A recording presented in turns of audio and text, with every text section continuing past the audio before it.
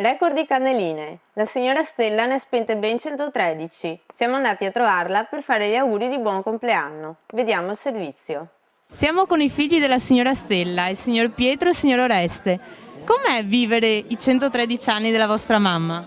È una grande cosa, è una felicità enorme perché vivere con quello che ha vissuto lei nei periodi della guerra e via via è arrivata a questo traguardo importante per lei e anche per noi. Secondo lei qual è il segreto per arrivare a questi anni? Quello è il problema, non si sa. Salute e fortuna, anche perché dopo come si può sapere?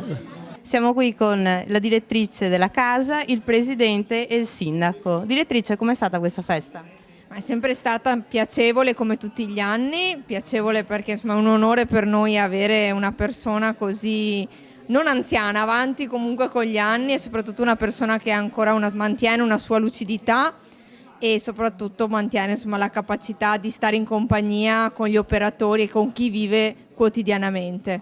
Presidente, un augurio alla signora. Facciamo tanti auguri alla signora Stella che abbiamo ospitato nella nostra casa per quasi 30 anni.